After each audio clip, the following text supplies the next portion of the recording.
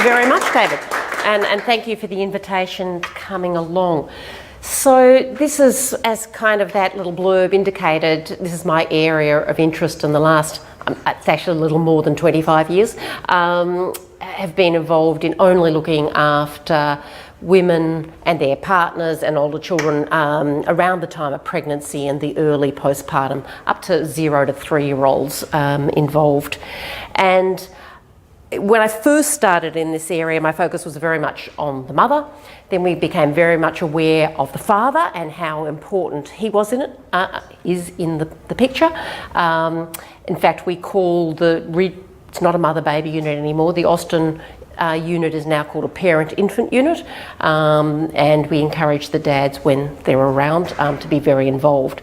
And the parenting with a mental illness can involve dads with mental illnesses, mums with mental illnesses, both. And I'm going to sort of touch on a number of the things that are involved here.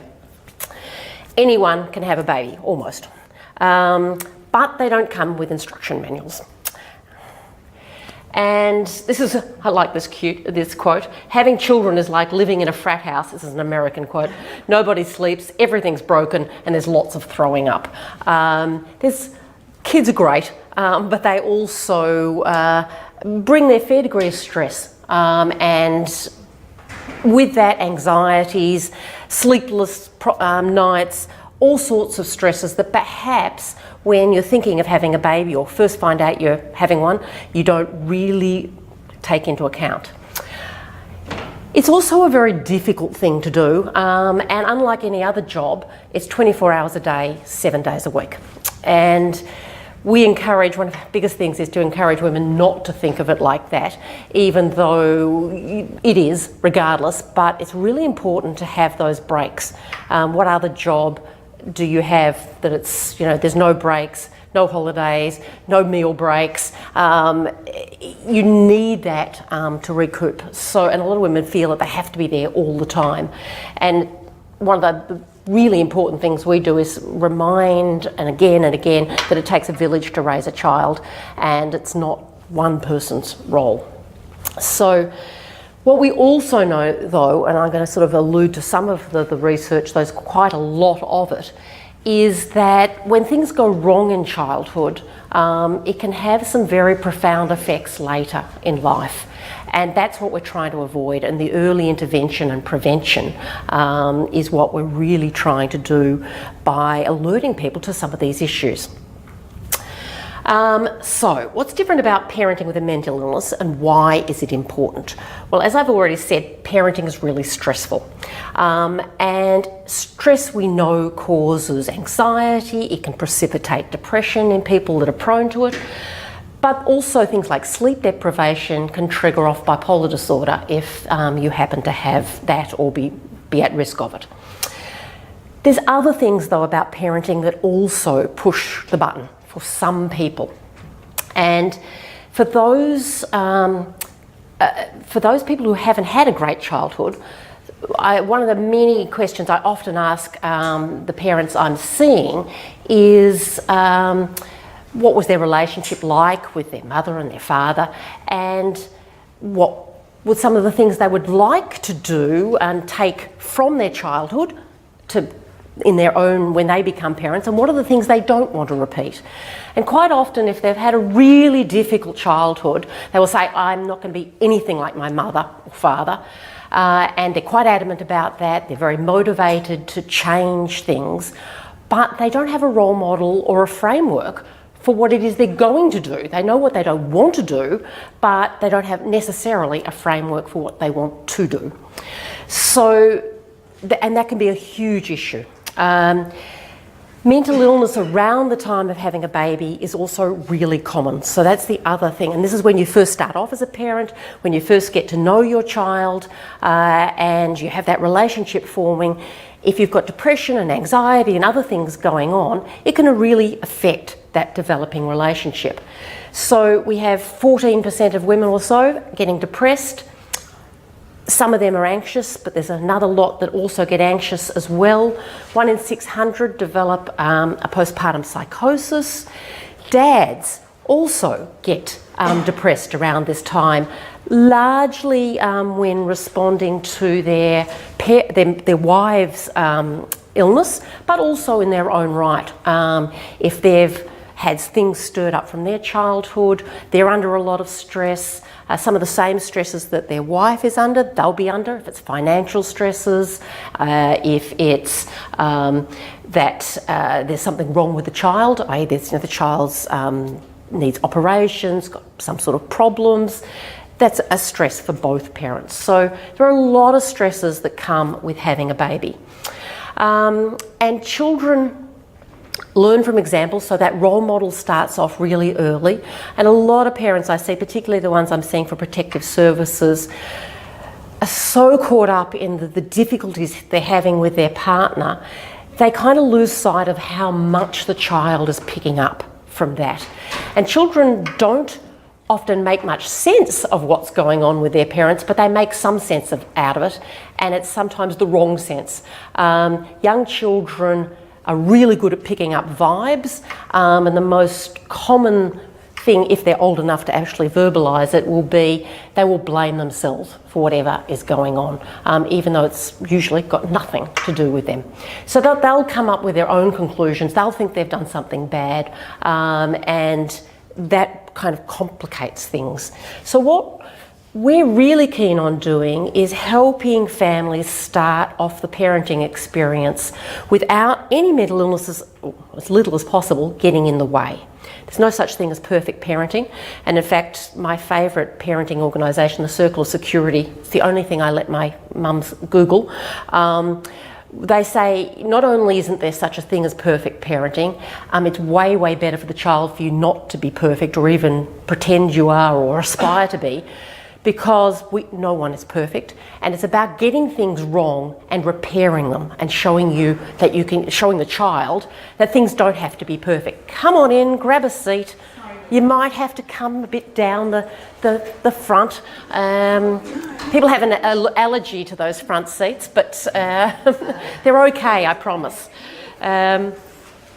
So just sort of talking about some of the reasons about why parenting can be really problematic, and why mental illness and parenting problems sometimes combine together. Some of the risk factors for parenting problems are the same risk factors for having a mental illness at this time. So we know if you have and there's a lot of information about sort of abuse histories through the Royal Commission, and about how you've all, I'm sure, seen adults, talking about how they got abused in institutions and all sorts of circumstances, and how that's impacted on their mental health. We've heard about suicides, we've heard about all sorts of impacts from that. That's from institutions, but growing up in circumstances where the parenting is not necessarily sexual abuse, is not necessarily even physical abuse, but neglect, being emotionally unavailable for your child, being scary because you're out of touch with your thinking and your emotions, and you're trying to get on top of things, but the child doesn't have the capacity to make sense of what's going on for you because they're only a child. And I'm particularly talking about 0 to 3-year-olds, but this is true right up to 18 for that matter. Depending on the age of the child, they will see it in a certain way. But the really little children, this is what I'm particularly talking about, because this is where we can get in and intervene and help things get onto the right rails, is little children have very little flexibility into how they can make sense of what's going on. In fact, if you look at children from the animal family, think of foals, think of chickens, think of, these very brainless animals. Chickens, I'm thinking in particular. I like horses. But they can walk, they can look for food right from the moment they're born. Not human babies. Human babies are totally dependent on a caregiver. So it makes them quite unique, and it makes them very vulnerable. So this, again, coming from the other side, when parents are unable to barely take care of themselves, it makes that child particularly vulnerable. Now, Of course, parents who are feeling they're not coping, or they're recognising that things aren't quite right, it can be hugely difficult to come forward and ask for help. We did a study where we talked to women who had come for help but had delayed it, sometimes till the second child. So in retrospect, we knew they'd had an illness with the first child, but didn't get help till the second one. And so we interviewed these people and asked, why didn't you come to get help? And if we thought the stigma of mental illness was bad, the stigma of seen a bad parent is way worse. These women were somehow thought mental illness and being a bad parent might be sort of all tied up together, and also thought and was concerned about someone coming to take the child off them.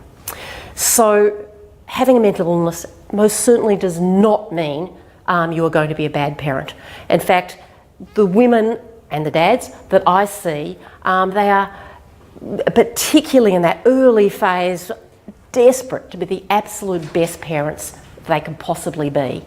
It's the one time women will give up their illicit drugs, really try get onto methadone, really try to improve things, decrease their alcohol.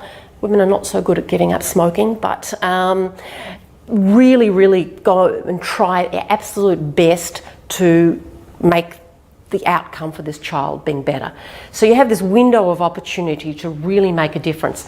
And if your health professional's working with these women, this is kind of a time to intervene. But if you've got family members, friends, don't forget that, they're going to be putting on a good face. They're going to be pretending, potentially. They may not be coping as well as they think, or as they're trying to portray. So there's a number of sort of illnesses that can occur at this time that can get in the way with parenting. And depression and anxiety are the most common.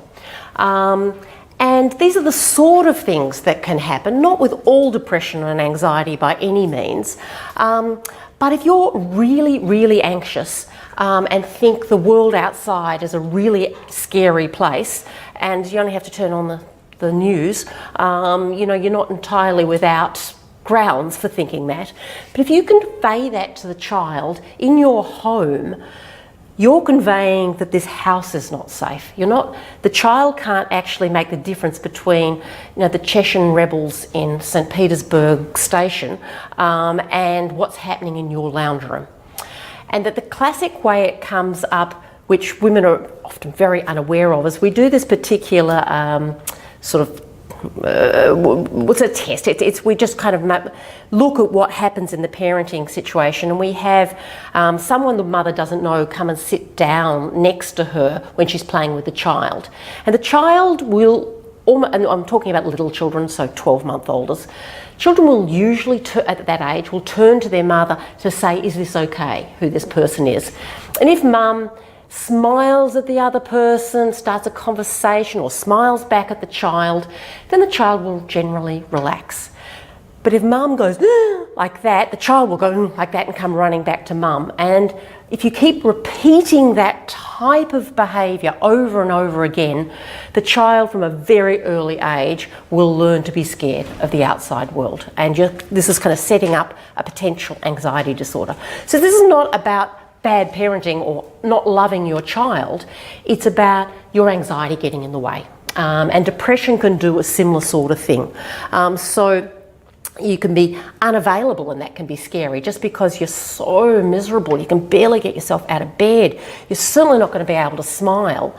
And the child, if he or she is spending a lot of time with you, where do they learn that they are delightful? Little children have to do that with their caregiver. They want that big smile. If you think of babies and passers-by and, the great-grandmothers and aunts, they come in and stick their head right in the pram and go, oh, aren't you gorgeous, and put this ridiculous smile and speak too loud.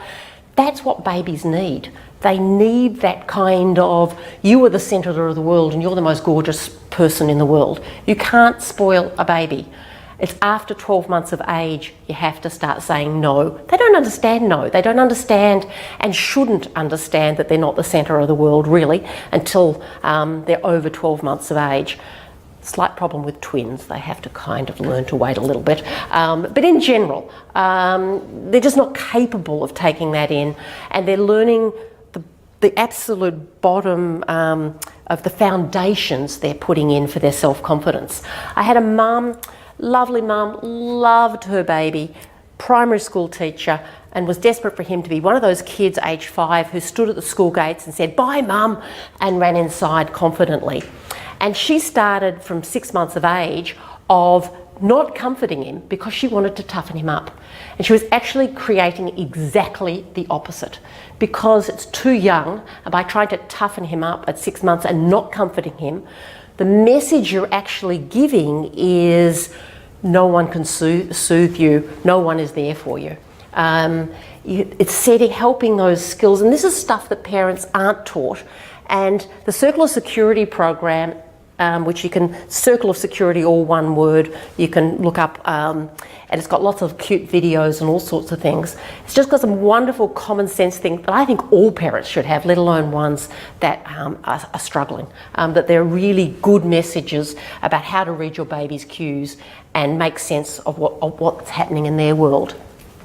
There are, of course, psychotic illnesses that bring in some other more direct risks potentially for the child.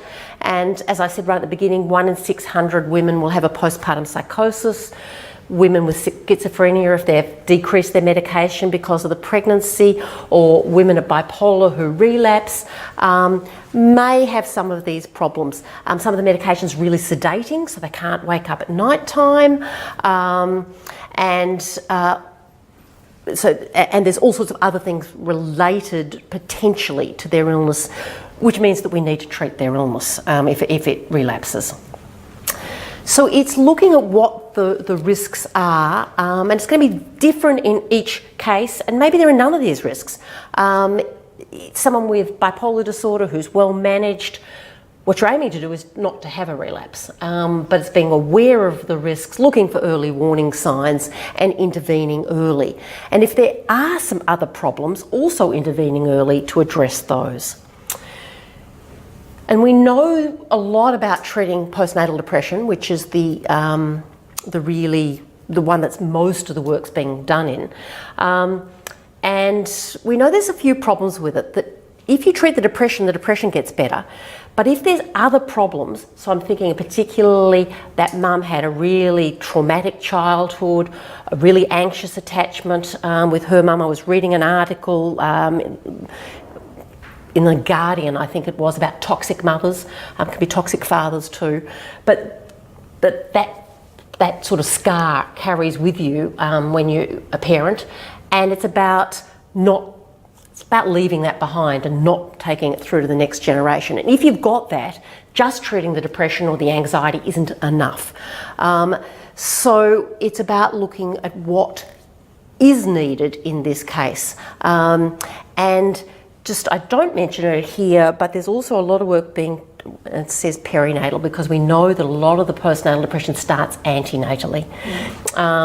And we know it's really important to keep mums well through pregnancy and minimise the stress then, because otherwise their children are more stressed at birth. They have higher cortisol levels. They're more likely to be kids that are going to have altered stress reactions. So keeping mum well through the pregnancy as much as possible is also important. So what we need to look for is it just a depression, or is there something else going on? And getting in early to stop it becoming chronic. Postnatal depression is often just an isolated incident or an isolated illness, but it can be the start of something bigger, and it's getting those ones so that you really treat them assertively, because having a child is really stressful. And if you've got a few extra things, like for instance, you lost your mum when you were really young for whatever reasons. She died, she walked out, and no one really you had to start parenting your little siblings. Not only have you got that you've dealt with as a child, you don't have her around now to help you out. So it's about the supports now as well as what happened back then. If you're a single mum, this is hard work, 24 hours a day, 7 days a week, if you don't have anyone else to give you a break. It takes a village to raise a child, and we have a lot of good things living in Australia, but we have lost a lot of that sort of village support mentality. When my grandmother got married, she had to give up work. It was forced, and certainly you had to give up work when you had a baby. I'm not suggesting that's a good thing, but the positive of that, which if we've gone to the opposite extreme, the positive of that was she talked about having this whole group around her who all got pregnant at different times. They'd watch what each other did, learn from each other, babysit each other's kids while they had a game of tennis, and you had this sort of really close network of supportive female friends. And that's just not the experience of most women giving birth in Australia. So that makes all this more stressful. And if you've got an abuse history, there's all these extra things that might make you really struggle to have ongoing relationship with the child and let go of that. It's sort of like a big stirring pot of your emotions when you look down at this gorgeous little baby, but the vulnerability of the baby can remind you of your own vulnerability, and that can really stir up a whole lot of emotion that's really difficult to just squash back down. These are just some of the studies. I know there's some health professionals here, but some non-health professionals, so I'm just kind of trying to sort of put it in the middle. And as I say, I'm happy to answer questions regarding any of these, but don't sort of want to overdo science in this. But it's just all of the things again and again and again. If we find these high-risk people and intervene early, we can prevent these problems. So, but if you have a whole list of stresses, and it's not just abuse but stresses, but particularly if you don't have a good role modelling for parenting, how do you know what sort of parent you want to be? And I used to do art therapy groups and get women to draw themselves as a mother, but as an animal. So the animal in the animal kingdom, the best represents themselves as an animal. And the beauty of this is all animals in the animal kingdom are good mothers because evolution wouldn't allow them to survive otherwise. And there's some lovely representations. I used to get them to draw their husbands as an animal as well. Probably the most common dads were gorillas and bears. One of the most common mothers drawn was lionesses. And the problem becomes and I thought the art therapy really typified this, is when they draw their child as a lion cub and themselves as a rabbit, or something where there is this mismatch. And in this particular case, the mum was terrified of the child. I had another one where she drew her child as a goldfish in a bowl, and it was like she was just standing outside this goldfish and just no idea what to do. So art therapy is kind of a useful technique, but I think it's just nice to think about this and kind of make sense of how does that feel for someone when there's such a mismatch with their child. And the thing is being the parent is they have to find the key to unlock this relationship, because the child, as I said, human babies are gorgeous, but they're not terribly good at, when they're born, running to the fridge and getting their own bottle of milk. But finding a way to make it work doesn't mean you both have to be lions or you both have to be chimpanzees or whatever it is. It's about finding somewhere in the middle. And what I generally found, and I think with the lion cub and the rabbit, was the lion cub liked to play with the bear dad, so they had fun playtime together. But when the lion cub was exhausted, cuddling up with the rabbit was a kind of something that they both enjoyed. So it's finding that connection and what works for them. And just as a bit of science on the side, in traditional families, well, the love hormone is got oxytocin, sorry, complete mental blank. It was coming out with oxycodone, and I'm thinking, hold on, oxytocin. And when the primary carer, which is usually the mum, but it doesn't have to be, but if it's usually the mum doing the primary care and soothing, they've measured oxytocin levels in mum and baby when they're doing that soothing, and they both go up. It's when they fall in love with together. And when the dads of traditional couples, the dad that goes out to work during the day and comes home at night time and does the bath kind of thing. When the dad does the soothing, baby's oxytocin doesn't go up. But when the dads are playing with the baby, that's when baby's oxytocin and dad's oxytocin goes up. So I'm sure it's purely the pick of the primary care. I don't think it's actually gender, but that's in the traditional couples that they've looked at.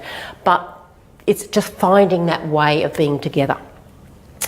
And there's a couple of kind of really sort of quotes that I really liked. For the non-health professionals, Winnicott and Bowlby are two of the absolute icons of attachment theory, which is kind of how we come to understand really those building blocks of self-confidence that happen in that first year of life and then are built on up till about 3. And then still have some flexibility, but really predict a lot of outcomes further on. And Winnicott, in many ways, is stating the obvious. Yes, babies have to have a carer, but it's about actually realising that that relationship is hugely important. And the studies that show, that look at, fortunately we don't have them anymore, but they were studies from 20 years ago in Romania, the Romanian orphanage studies, show that the babies that were neglected really just withered away emotionally and that weren't looked after by carers, that they had sometimes didn't develop much speech at all, they were developmentally delayed across the board, so that they really did very badly. The children in the orphanages that did very well were the ones that stood up and smiled, were beautiful, and put their arms out and waved and said, take me, take me. So that's the resilience things that help the child, but of course not all children have that. And it's about accommodating the child, not expecting the child to accommodate things like an orphanage would do. And of course Bowlby and Winnicott weren't around till the 60s. So when a lot of those institutions and all the horrible things that happened, we really didn't understand a lot of this. And certainly it didn't get into popular wisdom. My mum was a nurse in the 50s, and certainly her style of what they were taught was pull up your socks and get on with it, kind of rather than wallow in emotions and things, which is fine if you have a really good role models and supports, not so fine when you have when that's really lacking. We know that babies have these emotional needs. They have this intrinsic need to be connected, and the circle of security people talk about them being hardwired for connection. And they need this holding environment. They need to feel safe and secure. And that connection with their primary caregiver is really crucial. And some of the mums I see, the mental illness is part of it, but it's much more the underlying issues that get awoken that become the problem and what needs to be focused in treatment. A crying baby can irritate anyone, but if it's kind of like a stab in your heart because you don't kind of remember it, but it's this kind of overwhelming fear and anxiety come up, it's usually because you were left and not comforted when you were a baby or you were very small. Your mother, caregivers may have done their best, but for a whole host of reasons may not have been able to manage what you needed. And that's a really overwhelming feeling for some people, and some people can get in touch with that and deal with it better than others. And obviously the ones I see are the ones that are really struggling with this. Bowlby's done a lot of really good, solid research, or not so much him, the people taken his theories and done a lot of research since. And the ideal is to be securely attached, which can be reliably measured at 12 months of age. And we know that if you've got a secure attachment, you're more likely to have good friendships, a good relationship, your marriage is more likely to last, you're more likely to stay in good employment, and less likely to have a whole lot of mental illnesses. They've done some genetic testing and shown that some genes make you more prone to having a mental illness, but if you've got a secure attachment and a nurturing childhood, you may never have that gene show up. So it's about protecting until someone who's smarter than I or anyone currently can actually do genetic modifying, and maybe we'll never be allowed to, and maybe we don't even want to. At the moment we can't do anything about the genes, but we can do something about the nurturing environment and helping the child's resilience, and secure attachment is one of them. Now, insecure attachment's pretty common given that 40% of the population have it, which is probably 6 or 7 people in this room, and doesn't mean it's disastrous by any means. A lot of people do very well. The one you really want to try and avoid is the disorganised. These are the ones that have really high rates of mental illness. And so these are the ones where, for whatever reasons, the environment was very inconsistent and scary. So yeah, these are what I said before: better families, higher self-confidence, trust. So this is what you would like for your children, whereas the insecure and the disorganised have a link to a whole host of, as one of the risk factors for a whole host of disorders, and the ongoing cycle of there not being or struggling to parent your own child if you don't recognise it, because there is no way that that quote earlier, the past is not a tyrannical determinant of the future, but it is if you don't actually reflect on it and want to do something different. My husband had a very nice family upbringing, but there were certain things he didn't want to do, and given our kids are now in their 20s, I can confidently say he never did them. It was just not something that he parented in a very, very different way to his father. Father was much more old school, and my husband didn't do that, and it really wasn't ever an issue for him. But he'd reflected on it. You have to have done that reflection, or else under stress you tend to just do what you were exposed to. So the sort of things that oppress women with these really sort of difficult backgrounds and lack of supports are at risk of doing is just difficulties picking up cues.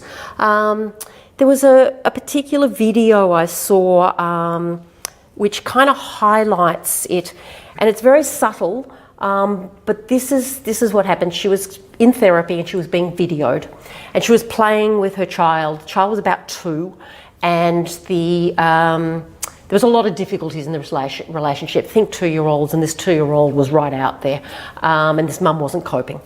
So in the therapy they were videotaping, and they videotaped this child. They were playing with a ball, but it was a little bit like go fetch. But anyway, mum was throwing the ball, the little girl was running, picking it up, running back to mum with it. And there was a lot of mutual gaze and delight, and it looked really delightful. There was a lot of fun going on in this interaction. And on about the 3rd time the child came back with the ball, something happened. And we just watched the video and we went, whoa! And you just saw this kind of child suddenly started to fall apart, like literally in front of our eyes. It was like, like this, and we're like, what in the hell happened? So they slowed the video and showed us what happened. And it was split second, I swear, but what happened was, as the child was running along, she caught a glimpse of her reflection in the mirror and turned her gaze away from mum. It was really quick.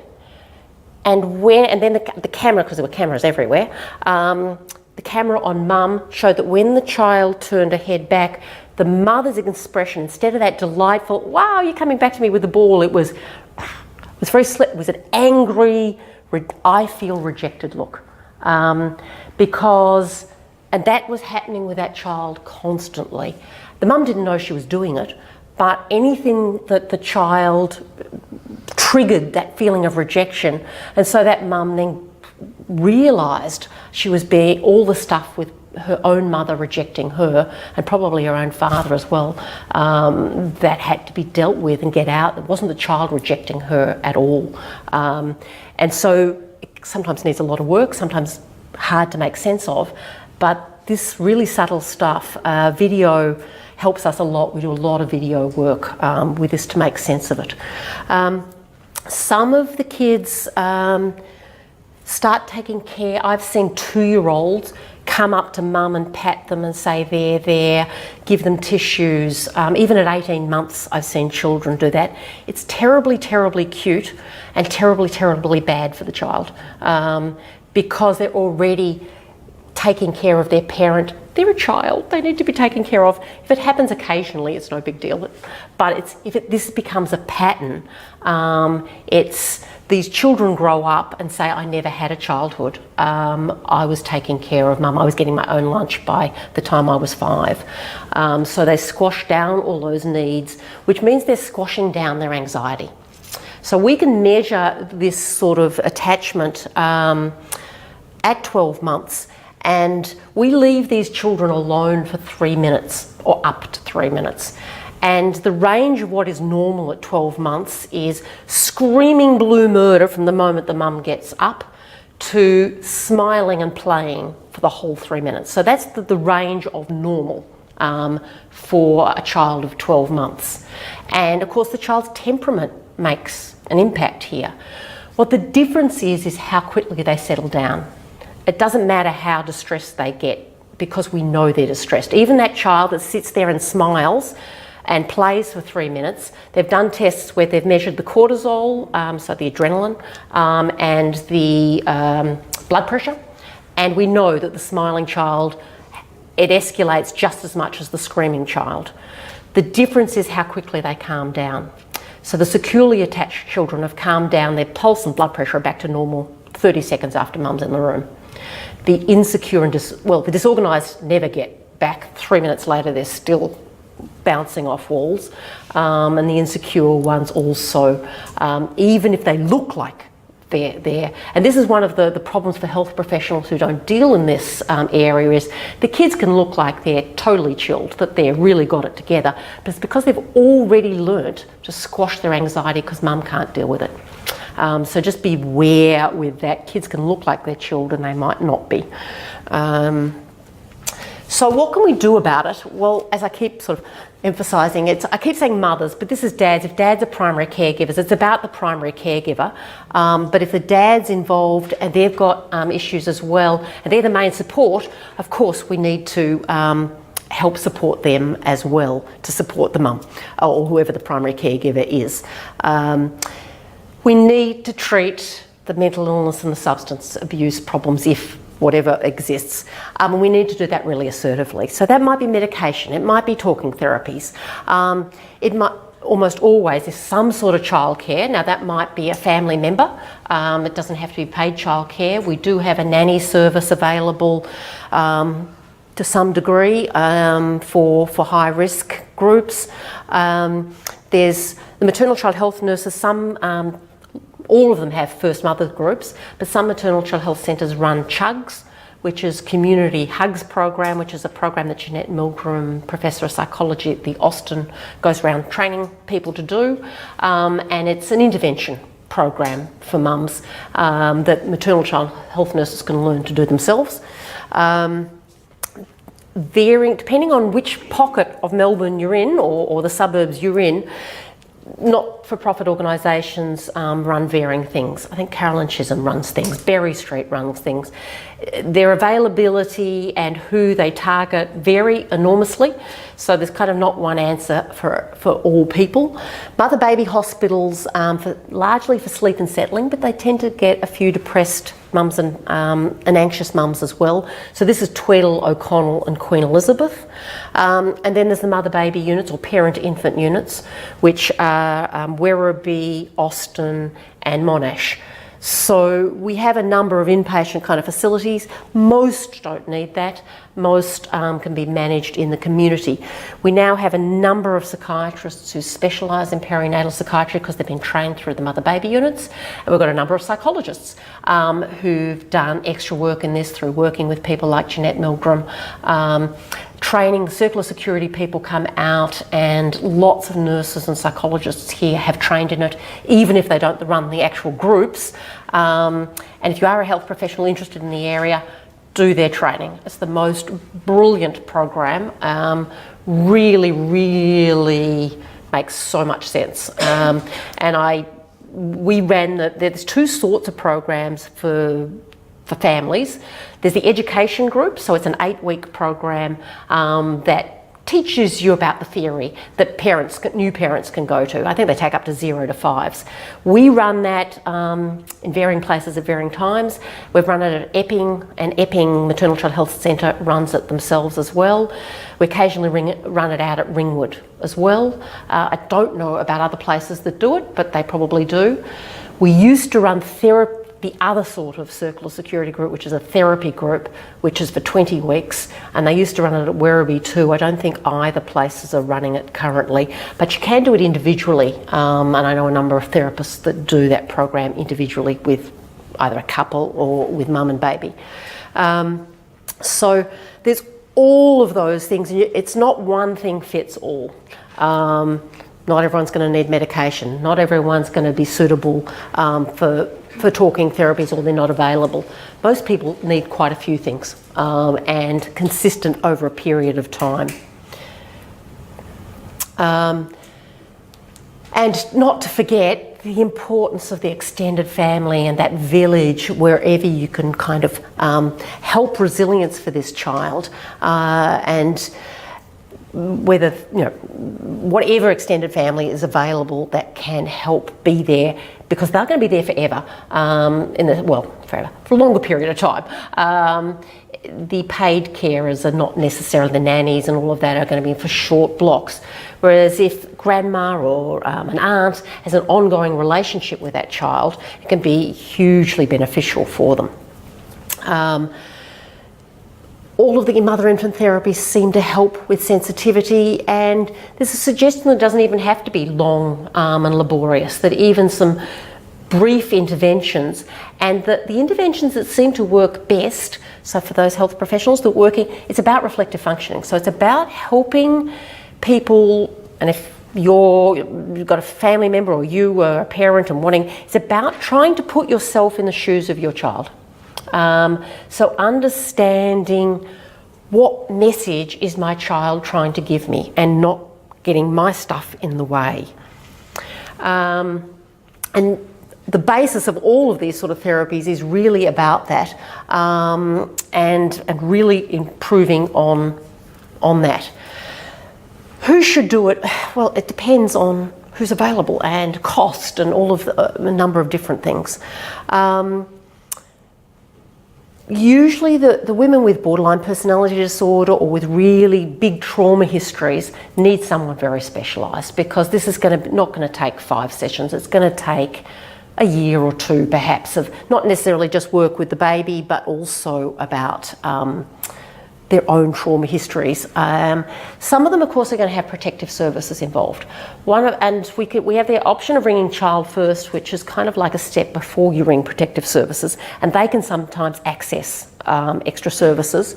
But then once protective services have got involved, one of the few positives can be that they can access PASDA, which is an in-home support service that can help, and they can sometimes access some other services. So there's not many of them, but there's I think it's called Morgan House in Box Hill, which is not inpatients, an in-home. So it gives accommodation for young girls and their babies, and gives them a lot of intensive support. We need a lot more like that, but the only people that can access that are protective services. So it's about trying, what can we get for, and what is needed for who, this particular person and the particular problem. Really, really key thing is that all the studies of education, therapy, telling someone what to do, guess what? Doesn't work. It's one of my biggest problems with the education program of the Circle of Security, which I really like. But you have the women there, they look at the videos and they go, oh yeah, I get that, I do that. And I've had women do that in my group, but we've got videos of them with their child, and then we show them their video and freeze it and show them not doing what they think they're doing. And that is about 500 times more powerful. It's like kind of a light bulb going on. You've got to do it incredibly sensitively and positively. The whole thing of Circle of Security is it's about promoting strengths and really pushing the strengths and then struggles. Okay, what are your areas of struggle and how do we manage that? How can we enhance your strengths? And it really talks about it in a really positive way. If you are a health professional or if you're a family member or whatever, it's that observation in the moment, meaning well and saying something that just might make or help the person see the child as the child and where they're coming from. And, that can be difficult. But it's just helping. If you help hold them, they can help hold, and I don't mean literally physically hold, but emotionally contain the child. And just supporting and their attunement, enjoying each other, the mutual delight, and play, and having attention. Getting rid of mobile phones. Playing with the baby does not include checking Facebook and Instagram or whatever those things are. And it's about really encouraging time together. The programs that are available, the other program, varyingly down Ringwood Way, the child psych department down there runs a program called Pairs, which is another really good program for usually mums and babies. And these are the sort of things that are included in the content, managing life stresses and crises. So you bring in your CBT, you bring in your mindfulness, all of those management techniques to help you manage the crises and the stresses, as well as having breaks and some skills in dealing with your own issues as well as the child's.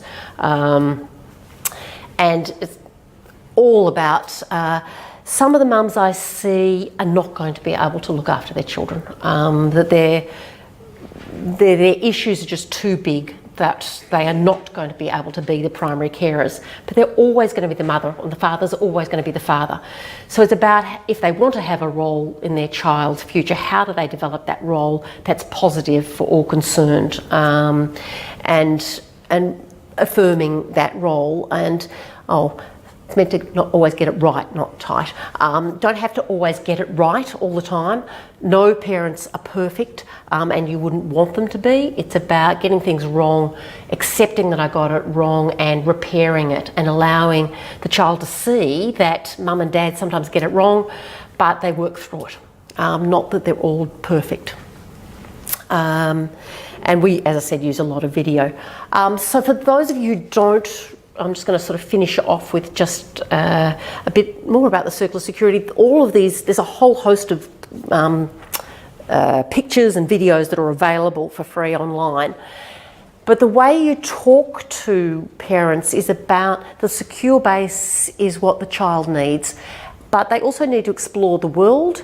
And when they're out exploring the world, they need their primary carer to be delighted, to watch over them, to help them explore the world, to help, it's not about always building the blocks for them, it's showing them how to, delighting when they knock it over, and then delighting when they put the first block on top of each other and encouraging them.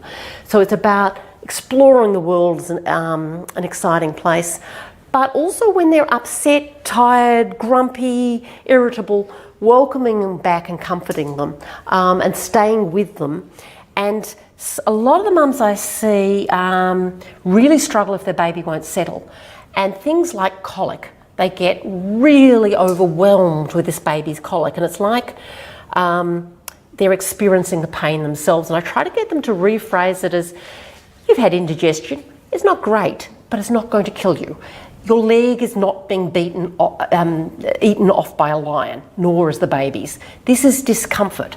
So even if you haven't miraculously settled the child like that, staying with the child and comforting and soothing and doing your best is giving the message that someone can help you through this. Maybe not take away the pain altogether, because if you translate that through to age 14, when your girlfriend dumps you, no one's going to make you feel instantly better. But you want your 14-year-old to go and, if not talk to you, your 14-year-old's probably not going to talk to you, but they're going to go to their friend and get some comfort. And you've kind of taught them from from just sitting with them from way back when they were 1 year old.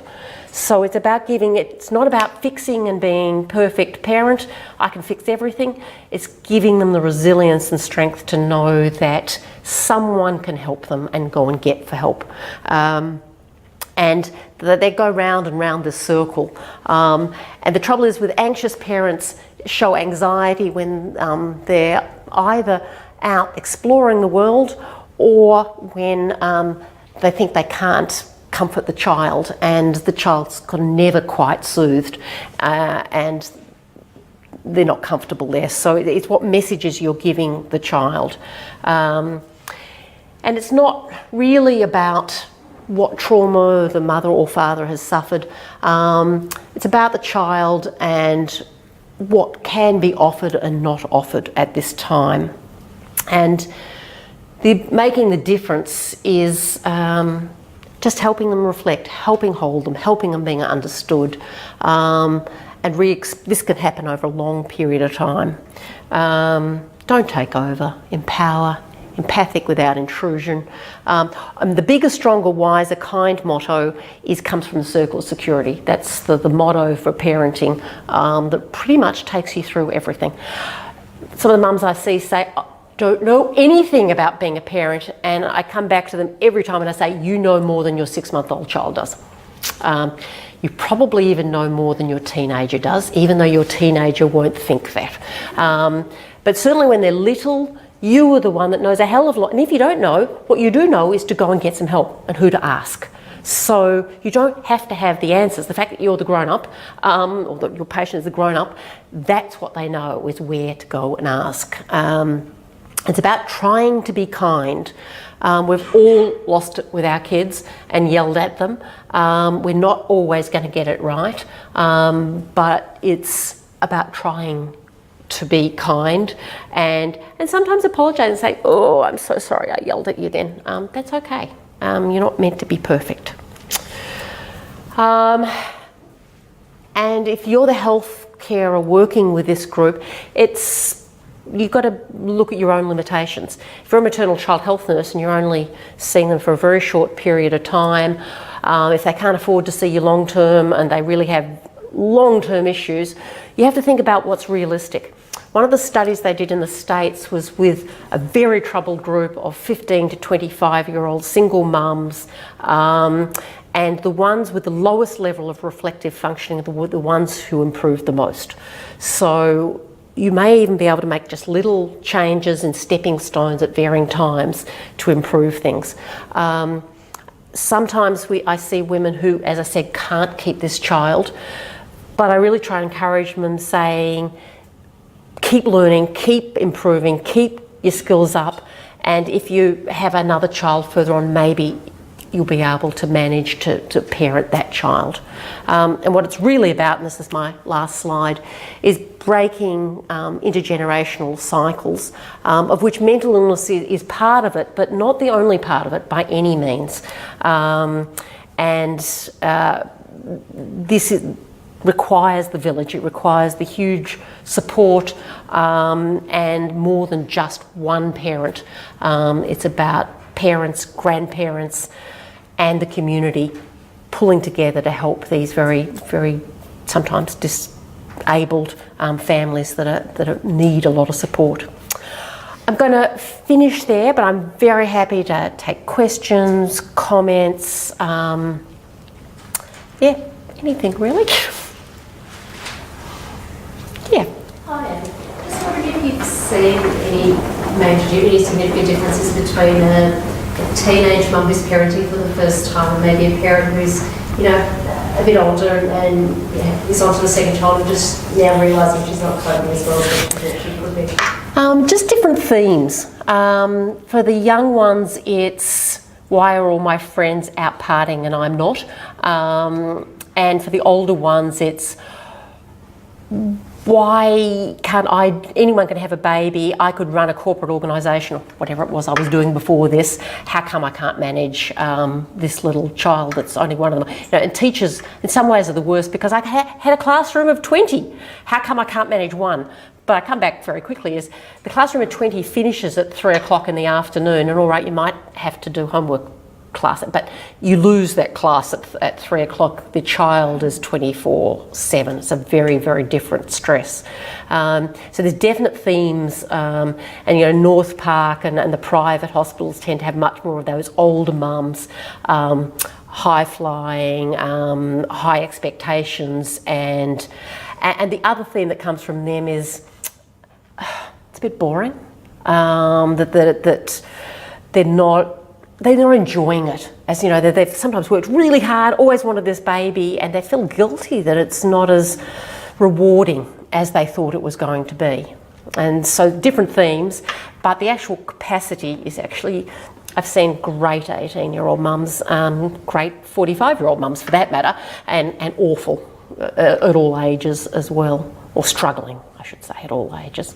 We all struggle, it's just the level of struggle. I guess the issue with the younger ones is they often have less support. There's often not a boyfriend partner involved, and that's kind of therefore problematic, an extra problem in the mix.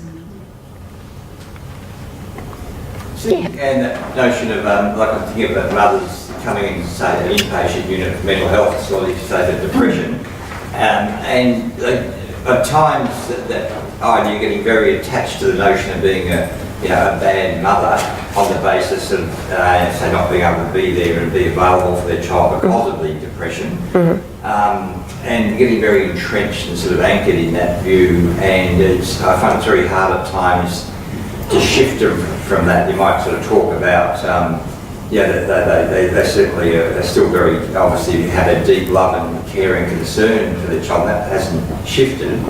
It's like that distinction between, say, who they are and what they can, say, not do at times, and helping to see that inability to be there for them is temporary in that, but often they go back like a default position to thinking, well, I'm a bad mother, and it's really hard at times to help them.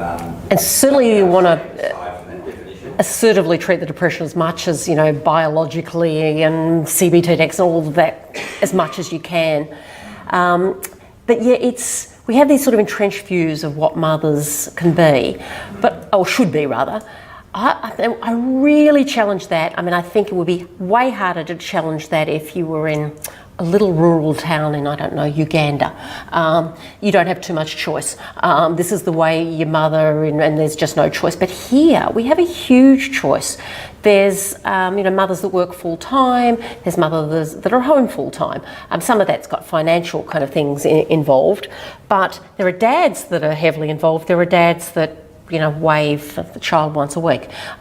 So there's no wrong or right in any of those, and it's a lot of that, and particularly with my older mums, it's really challenging their view of what is right, because that the primary carer, it's really interesting. When I did my own adult attachment interview, so to work out my level of security, I was training in delivering it, but did it as the recipient, and it was only then I realised, my ripe old age, my primary carer was my grandmother.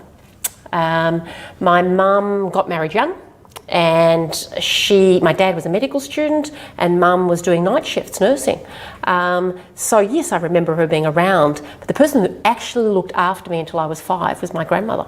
And I love my mum, absolutely no problems. Age 5 we moved out, and I have a very close attachment and good relationship with my mother. Had a very close relationship with my grandma too. But it's about what's the right. My mum didn't want it to be that way. After my father qualified, she gave up work very happily and then parented my 3 sisters. But it didn't hurt me one iota, I don't think, being brought up that way. In fact, I probably got a bit spoiled.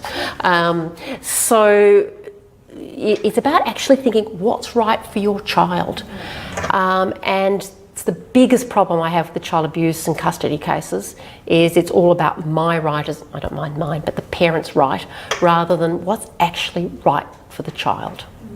And if parents could just get that through their head, but it's their own insecurity coming through. It's, you know, that whole thing about if they set the butterfly and set it free, if it was mine it'll come back sort of theory. It is about building on what you can do, but not trying to own the child. And how that looks is going to be very different.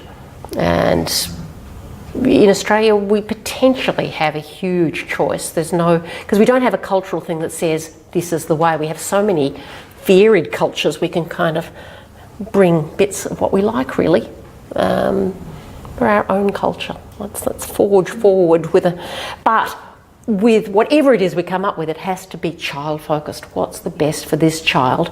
And if I can't be there to be the primary caregiver because I'm depressed, who can be? And the problem I have, I understand exactly what you're saying, but in the protective services area, sometimes that alternative is really worse. And it's not very well to say. I know, in my head I think that, that's not my call because I have to hand that responsibility over to someone else. But really, we've just read about the appalling abuse and care that children have. So I find it really, really difficult at times as a health professional. I think it's extraordinary because the pendulum swung a bit too far in a particular direction. Though that said, the courts still alternate between that they try to keep parents with their children, or the mother with child, sometimes the father with child, but there's still a tendency to parents' rights and sort of forgetting what the child actually needs. And that kind of keeping families together, yes, gets given to grandma, and I think, but hold on, grandma turned this woman out like this. Yeah, so it's not, and that I have real problems with too. And sometimes it's easier to grandparent than parent.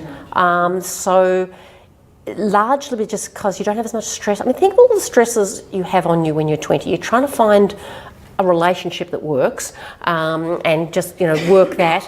Your finances, your career or job or something, you don't really know who you are, or the women I'm seeing in those young kind of 20s don't really know who they are.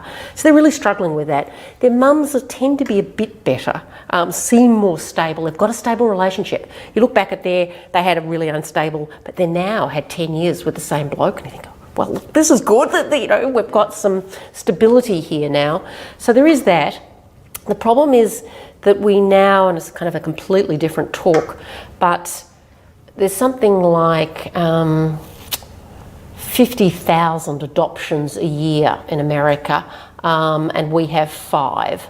And it's sort of a dirty word, adoption, now, yet for a number of the children I see, it would be so far and away in the child's best interest.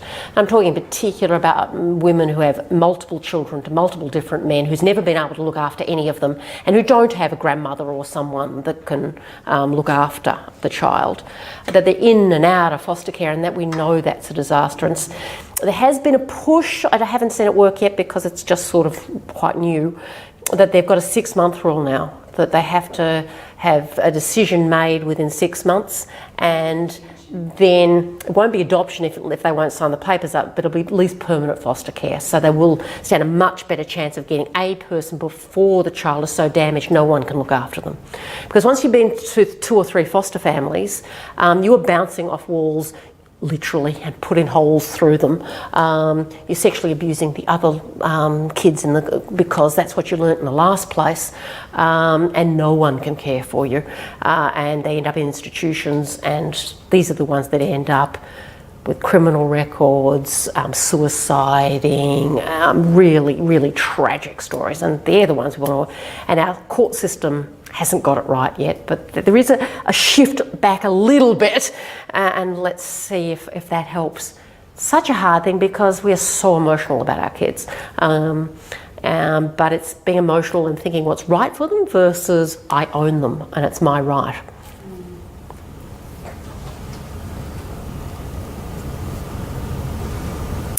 We've run out of questions.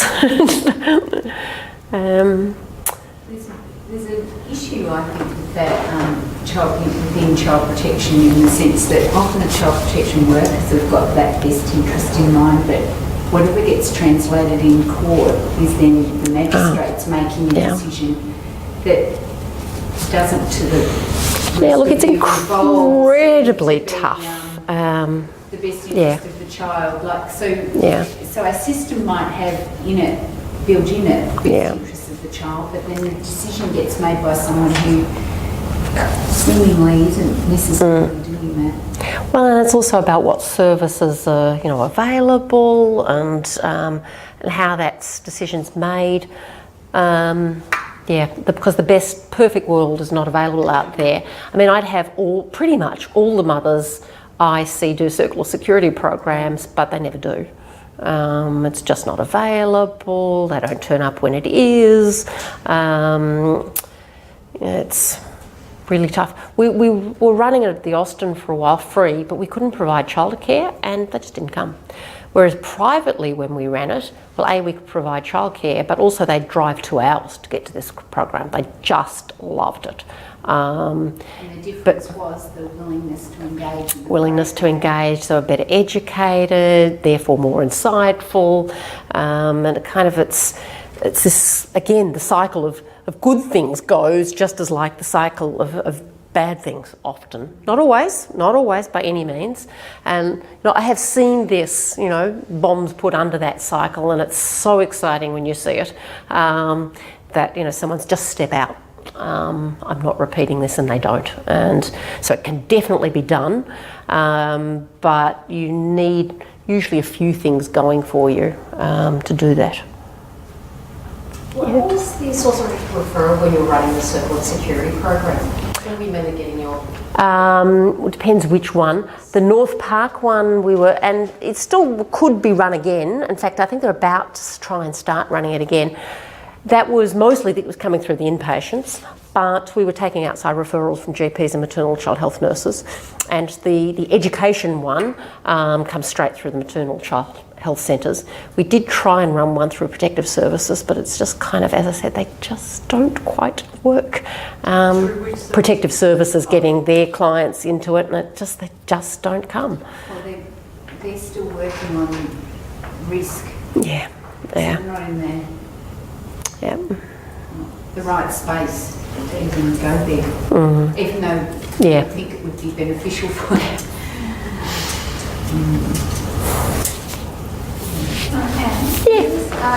I'm not sure if you mentioned, you were talking about being able to repair sort of the scarring from these sorts of attachments. What age do you tend to... We can do it as an adult. I mean, the AAI, there's a thing that you can come up and score as, it's earned secure attachment, I think it's called. So that the scar's kind of still there, but and it's almost always after several years of therapy, but you certainly can shift it as an adult. I'm pretty confident you can shift it up to age 3. Circular Security says up to age 5. I'm not sure I believe it. I've seen it up to age 3. Very confidently, we started off with someone insecure and they ended up securely attached. Yes. The trouble is it's really hard to measure. Even after 2, it's much less reliable. You're meant to be able to do the strange situation up to age 5, but the purists don't think it's very reliable, and therefore I'm sure you can still repair things, but it starts to be a lot harder. And part of it is because the kids by that stage have got a whole lot of skills, which are counterproductive, but they've also learned to dance with their parent and parents sometimes, which is sort of, it's a bit like the jigsaw thing. If, you know, they know how to push buttons or to just fit in with mum to manage it. So the avoidant children squashing their anxiety to get mum to be able to say, no, I can deal with it now, is a big ask, not impossible, but hard. Under the age of 3, yes, absolutely. And then once they're adults, you can start working with them.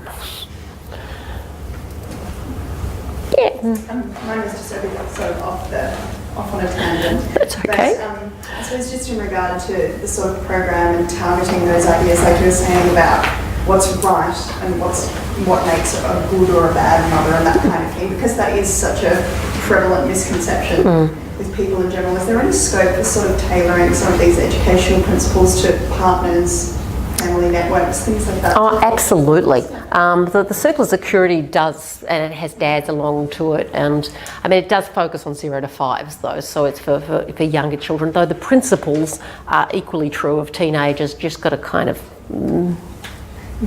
same principles, because you have to then sort of add in your child's developmental age. I mean under the age of 5, a lot of parents kind of think their children can do a whole host of things and that they can't. I mean, verbal 2.5-year-olds can sound like they know it all. I can tell you they don't. And that's the thing, is getting past that verbal. There was a thing with when my daughter, who's now 25, was 2, she was having a tantrum. And I was screaming back at her, and my husband, who's not a doctor, walked in, looked at her, looked at me, said, who's the adult here, and walked out. And I was mortified, absolutely mortified. So I thought, oh, okay, right. What did she do to push my buttons? Next time I'm going to do something different. And I did. She did it maybe 2 more times. Never had a tantrum again. But that's because it wasn't pushing a button that was something deep-seated in me. It was, it's just pushed a button. It was obviously a weak point or whatever, but once I got it, it wasn't a deeply embedded psychological trauma that I needed to deal with. It was just like, I wanted her to do it. I said, and I thought that's what children should do. And oh, okay, but that's how she took this, yeah. So, I mean, the principles, and that, I'm not sure, I presume it's listed on the Circle of Security website. They've got sort of about 10 really great principles, one of which is not being the perfect, perfect is not even desirable. One is not you can't spoil a child under the age of 12 months. All that stuff about, not rocking them to sleep. Guess whose benefit that's for? And I didn't. I couldn't possibly have slept with a child in my bed or whatever. But they're not able to do controlled crying physiologically, really, under the age of 12 months. They don't really get it. You can do it to a light degree. But that concept of no and boundaries and all of that is a post-12-month thing. So that's the spoiling one. Eye contact, they really emphasise about the delight and the eye contact and rewarding and enjoying and a lot of those principles. Again, much more for a smaller child. But yeah, parents kind of, if they can access this, they can fall in love with their children and get rid of their stuff and put that over there. And yes, I get depression, but it's not to do with me and my child. And that's a huge step in the right direction. But the earlier the better, because once you kind of get in train, particularly if they start sort of labelling the child as being difficult or bad or just like my father, and that happens. By the age of 3, they're often quite entrenched in this view of the child, and the child's fed into that because they've learnt to deal with mum and her needs, so they've learnt to do certain things.